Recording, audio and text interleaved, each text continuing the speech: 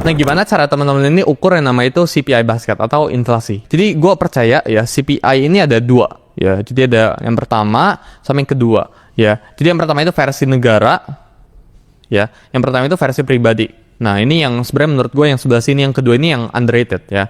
Jadi cara hitung negara itu mereka itu pakai basket, mereka itu punya tolak ukurnya masing-masing ya. Jadi kayak contohnya medical care, food and beverage, housing gitu ya dan sebagainya.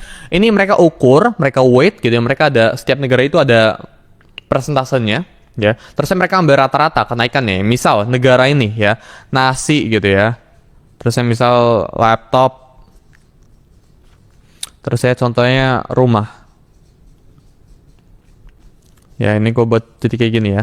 Nasi ini contohnya naiknya 10% gitu ya. Laptop ini naiknya 20%. Ini juga naiknya misal 1, 2, 3. Biar gampang aja kita jadi 60 ya.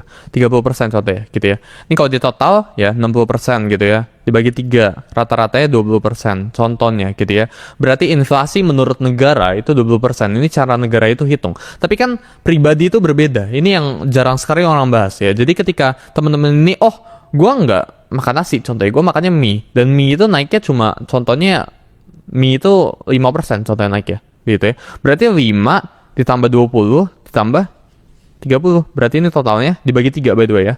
Jadi berapa? 55 dibagi 3 ya. Jadi bukan 20%, bahkan bisa kurang ya. Teman-teman itu harus punya yang nama itu tingkat inflasinya masing-masing ya. CPI basket masing-masing ya. Jadi CPI basket itu dibagi jadi 2 menurut gue pribadi ya, negara sama pribadi. Dan ini kan harus bener buat ukur ya kan, harus cari tahu ya lu spendnya apa aja ya, dan diukur ke lu pribadi gitu ya. Jadi itu yang kan harus lakuin dari sekarang.